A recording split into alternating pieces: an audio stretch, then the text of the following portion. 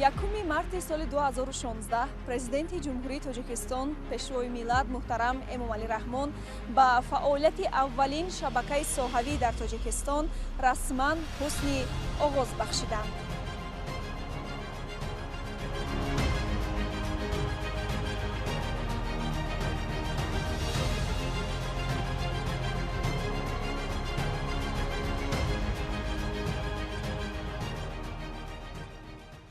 ما آغاز کردیم از آموزش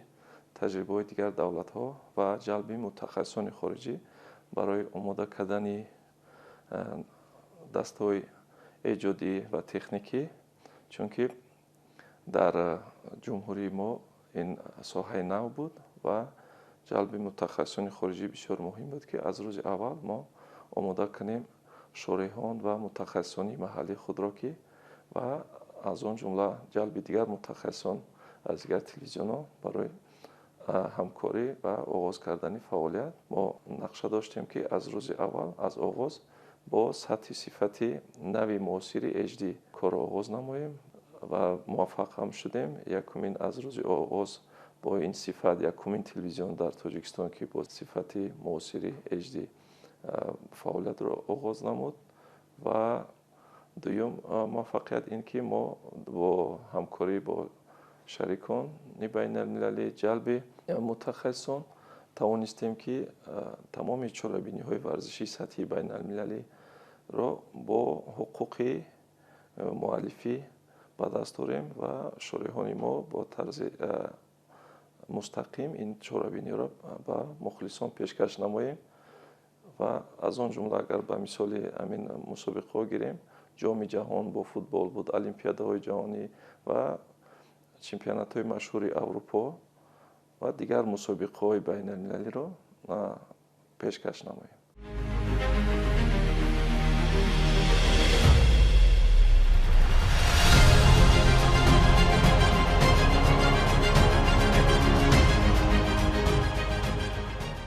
در سالهای نخست فعالیت تلویزیون ورزش یکی از مشکلی ها این به دست آوردن حقوق پخش مسابقه های بین المللی بود، لیکن مرحله به مرحله با نقشه گذاری مشخص و دستگیری های به واسطه پیشروی معظم ملت و حکومت مملکت تلویزیون ورزش امکانیتی دریافت و خریداری نمودن این گونه حقوق را به دست آورد و بینید در طول این 10 سال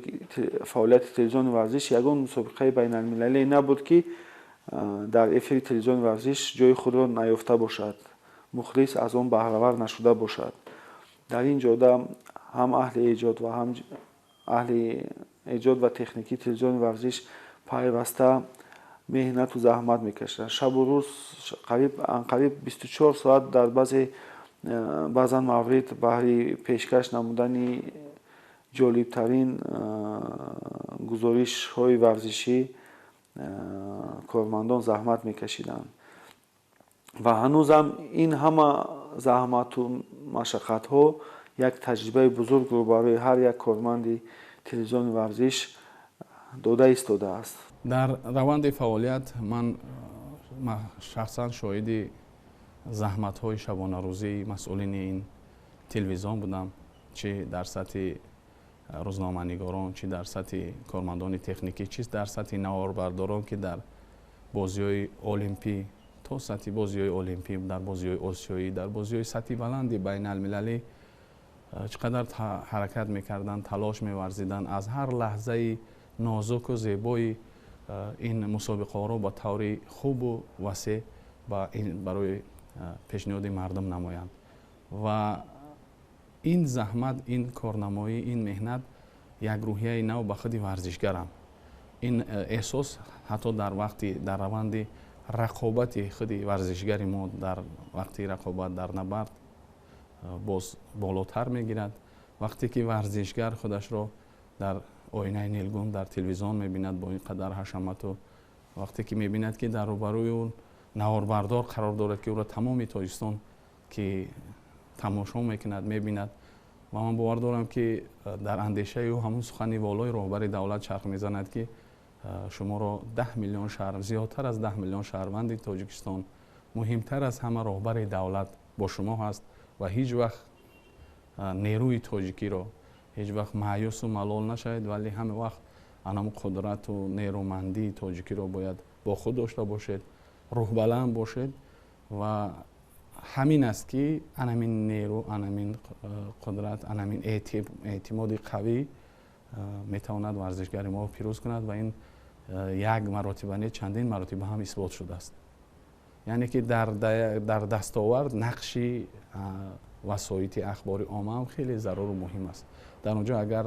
10-15 нафар ҳайати тим бо ӯ бошад, вақте ки заҳмати кормандони телевизион аст, заҳмати рӯзноманигор аст, заҳмати наворбардор аст, ина ҳудудан 10 миллион шаҳрванд гӯё ки дар ҳамун толор бо варзишгари мо ҳаст ва ина варзишгарони мо хуб дарк мекунанд, медонанд ва нерӯманд мешаванд ва кӯшиш мекунанд ки дар майдонҳои рақобат парчами тоҷикиро боло бардоранд, ноумед нашаванд ва ба як дасти пулу дили пуру бо ҷойҳои ифтихорӣ ба ватан баргарданд.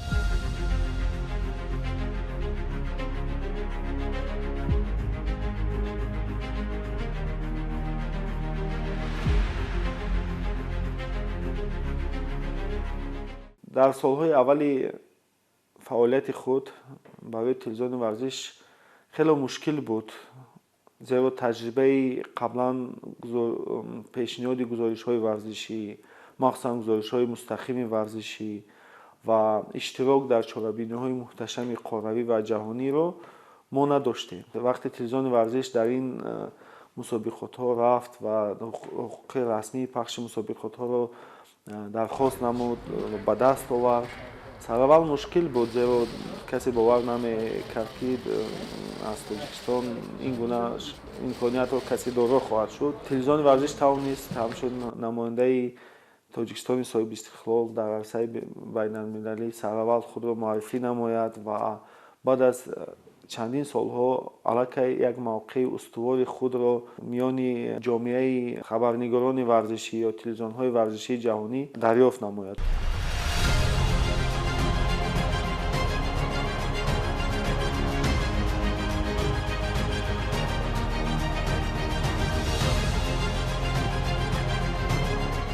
ба боварӣ гуфта метавонем ки дар солҳои аввали фаъолият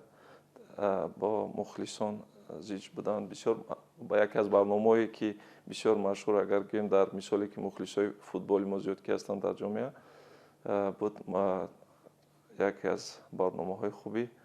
барои муайян кардани бигем истифода бурдани калимаҳои тоҷикӣ дар истифода бурдани шӯрин дар футбол буд ки дар якҷоягӣ бо сохторҳои ваколатдори кумитаи забон дигаро мо ҳамин чиро интихоб мекардем, бигем ки истифода бурдани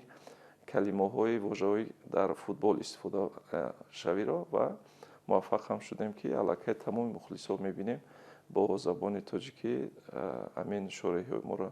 гӯш мекунанд ва бисёр муносиб ҳаст ва аз он ҷумла дар минтақа низ мепурсем, дар давлатҳои ҳамсояр низ ин телевизиони варзишро тамошо мекунанд ва мебинем ки бисёр ба давлатҳои ҳамзабони мо низ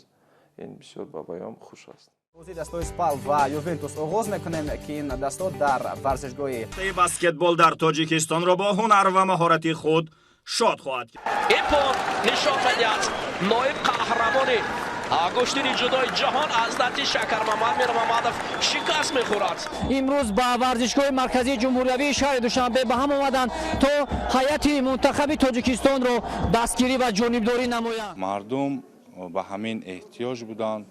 ва хушбахтона бо дастгирии пешвои муаззами миллат ин шабака таъсис ёфт ва бинед ки сари вақт дар дастовардҳо ва натиҷаҳое ки варзишгарон берун аз кишвар ва дар дохили кишвар дар мусобиқаҳои ҷумҳуриявӣ ва байналмилалӣ баргузор мегардад, пахши мустақим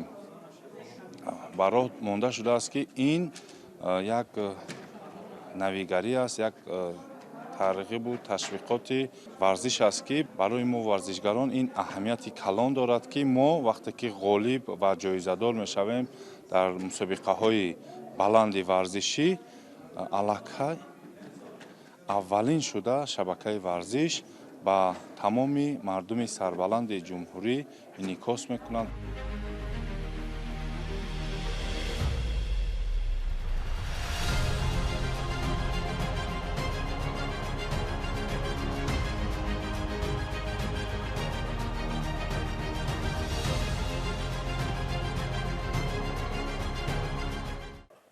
шароите ки имрӯз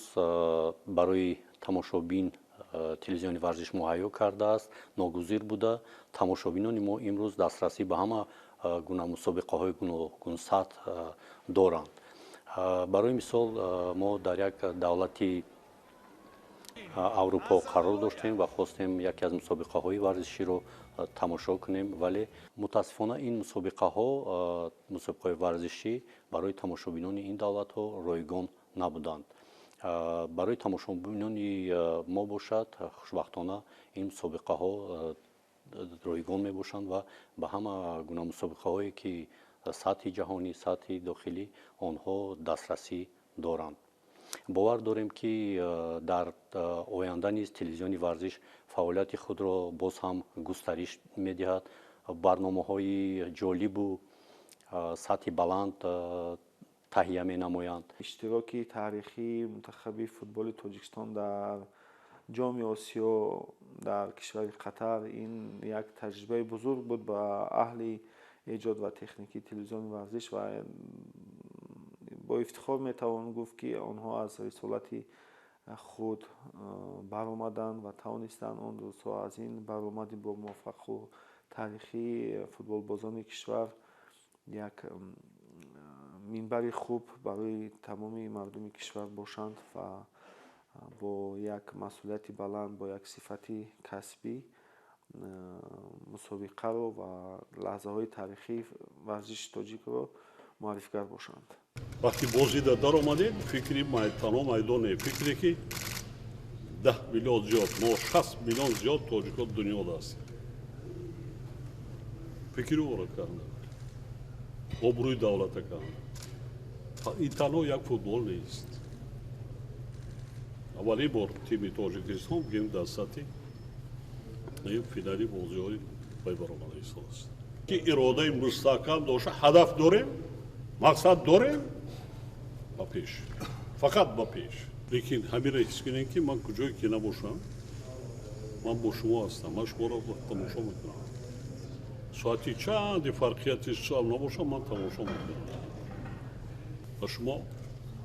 муваффақият ғалаба.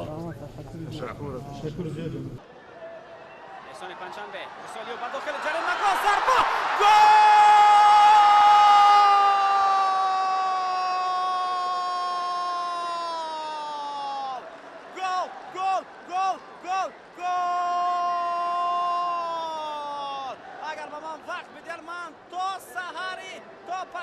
پگاه دیگر گل گفته داد خواهم زد. با اینش چی میگویند؟ هیچی گفته نمیتوانند. هیچ کس هیچ چیز نمیگوید. تنها گل و تنها گل.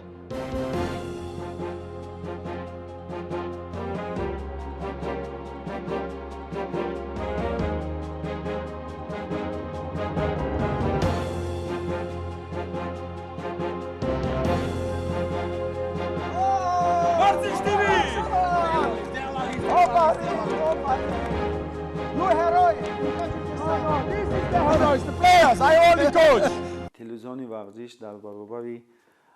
телевизионҳои муваффақи варзишии ҷаҳон дар мусобиқотҳои байналмилалӣ рафта на танҳо иштирок мекунад ва гузориш медиҳад, балки бо тариқи пахшҳои мустақим ба бинандагони тоҷик он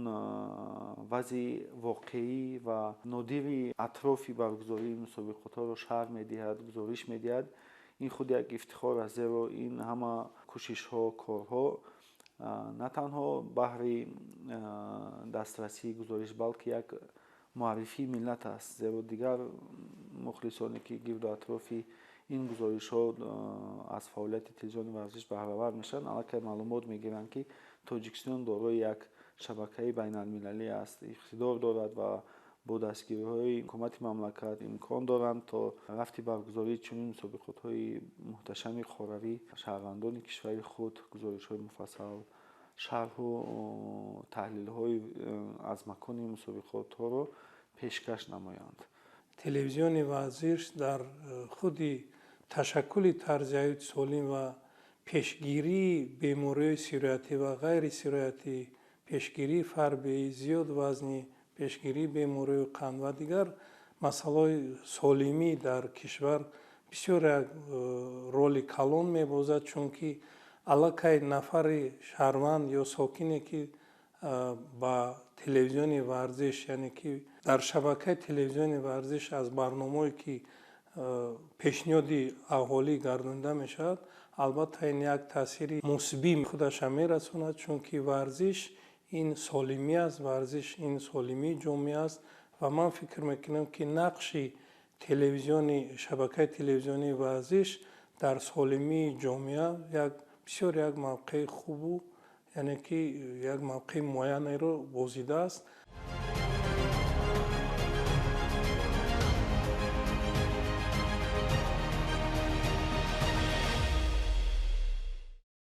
имрӯз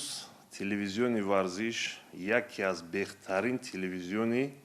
самти варзишда дар тоҷикистон не, дар тамоми осиё аст. 10 сол пеш вақте ман иштирок кардам дар бозиҳои олимпии Рио 2016, вақте ман медали тилло гирифтам барои Тоҷикистон,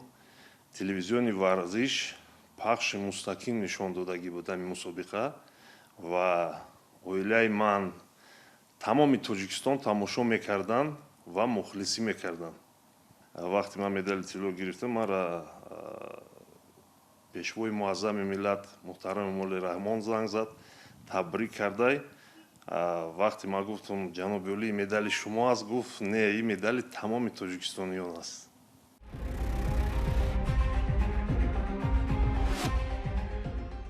аз рӯзе ки телевизиони варзиш кори фаъолияти худро оғоз кард, ман бовар дорам ҳама чеҳраҳои наве ки дар соҳаи варзиш машқварзӣ мекунанд, натиҷаҳои нав метиҳанд, сари вақт ин телевизион нишон метиҳанд. ман бовар дорам модарое ки ба телефоно кам вай доранд, шуғл доранд, бисёртар дар назди оинаи ниҳогон ҳар як чеҳраи нава мебинам. зимни ироаи паёми навбати хеш асосгузори сулҳу ваҳдати миллӣ пешвои миллат ба маҷлиси олӣ дар ҳама ҷобҳа раҳнамоӣ ва вазифагузориҳо дар назди мардум, дар назди халқи тоҷикистон карданд ва дар интиҳо як бо ифтихор аз заҳмату қаҳрамониҳои варзишгарон иброз намуданд ва арзи сипоси хешро баён намуданд. ин шаҳодат аз он медиҳад ки имрӯз варзиши мо ба як нуқтаи назаррасу ифтихорӣ расидааст ки вақте аз ҷониби роҳбари давлат баҳои баланд мегирад, ин ифтихори мо аст ва дар баробари ифтихор масъулияти мо масъулини соҳаро бештар мекунад ва ман бовар дорам ки то ин лаҳзае ки ба ин боварӣ ноил гардем, телевизиони варзиш тавонист ки тамоми анамон заҳматҳо, қаҳрамониҳои варзишгарони моро дар арсаи байналмилалӣ ва дар чорабиниҳои дохилӣ ва таваҷҷӯҳу руҷӯи наврасонро дар маҳал вобаста ба варзиш дар як сатҳи баланд инъикос кунад, нишон диҳад ва дар дили тамоми мардум ин варзишро ҷой кунад. имрӯзҳо бисёр он ҷавононе ки тариқи барномаҳои таҳлилию шарҳи телевизиони варзиш ба бинандагон барномаҳои гувороро пешкаш менамоянд, ин худ як дастоварди бузург аст. тӯли ин солҳо ягон мусобиқаи муҳими ҷаҳони варзиш аз мадди назари телевизиони варзиш дур намонда буд. мусобиқаи муҳиме набуд ки телевизиони варзиш онро манзури бинандагони худ накарда бошад.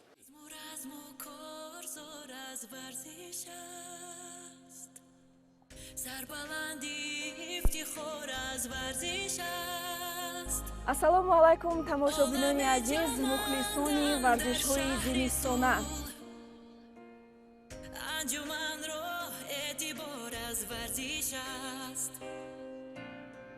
анҷуманро эътибор аз варзиш аст. иттиҳоду дӯстӣ поянда бод, зинда бодо, зинда бодо, зинда бод. иттиҳоду дӯстӣ поянда бод, зинда бодо, зинда бодо, зинда бод.